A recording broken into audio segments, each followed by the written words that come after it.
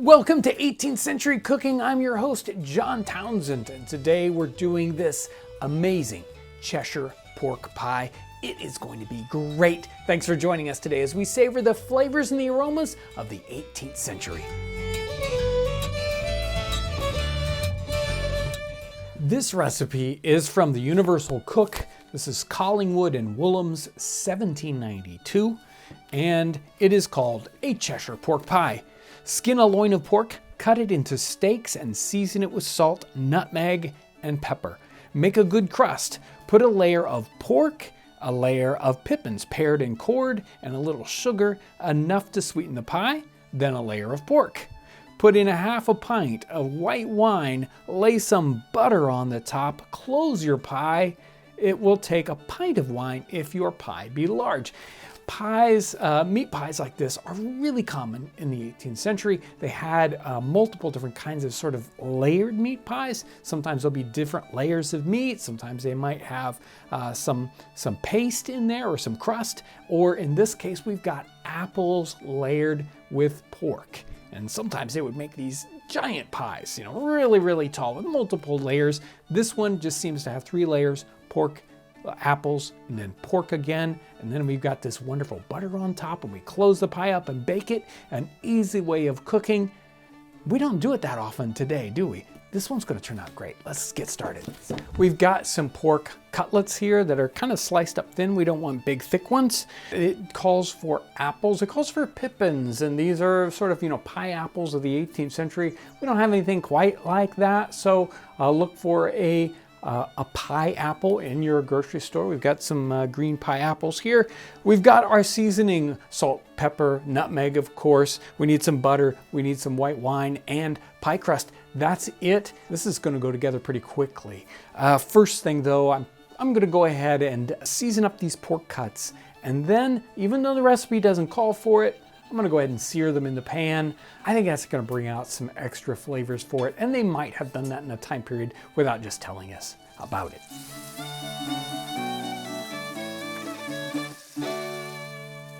We're not trying to cook this pork all the way through. We're just searing the outside to lock in that flavor. We've got our pork seared. It's now time to assemble our pie. We've got a couple of pieces of pie crust here we made earlier, and we're going to start off with a layer of our pork pieces. After our pork, we can add in our layer of apples, and we've put these apples in a little bath so they didn't turn brown real quick. But we don't want to bring in a lot of moisture because we're going to be adding in the wine that's going to bring in the moisture. So make sure your apples are as dry as you can get them. So here's the apple layer. Now, in the 18th century, so many of these recipes that have savory in them, they add sweet and mix those two flavors. I mean, if I was going to do this, I probably wouldn't add the sugar, but we're going to do it just like the recipe. Add a little sugar on top of the apples. Now we put some nice big pieces of butter on top. There we go. That'll add that wonderful buttery moisture. Before we put the top on, we have the white wine that we're going to add into this. Now, do we put in as much as the recipe calls for? I would worry that it would be too moist if we did that. So we're going to cut it back a little bit, especially this isn't necessarily a very big pie. It's time for the top crust.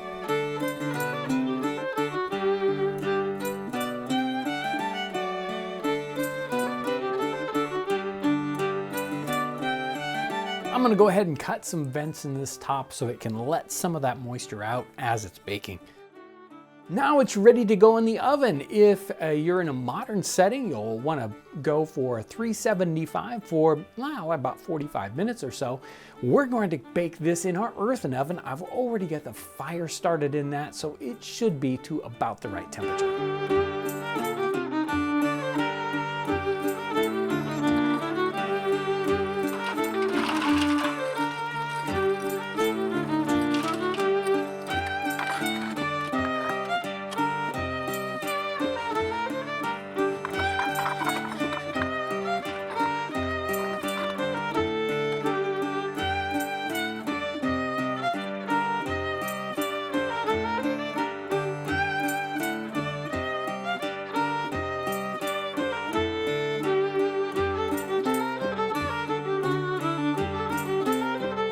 Here we go. This pie smells tremendous. It is time to try it out.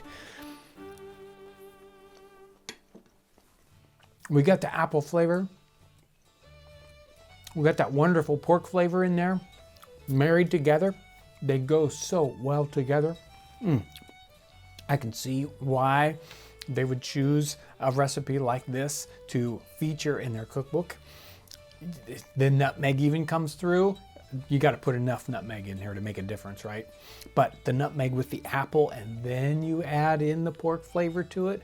Such a great combination. Now, we didn't add a whole bunch of sugar to this, so it's just a little sweet. It isn't, overly sweet. It's not like a dessert with pork in it, which doesn't sound right, does it? Such a wonderful, simple recipe. And in the time period, and even today, cooking in a pie is a very easy way. We don't have to watch it very much, really. You just set it in there and it does its thing, and it keeps it from overcooking. So it's a great way of cooking, and tremendous flavors. It really sits in there and blends.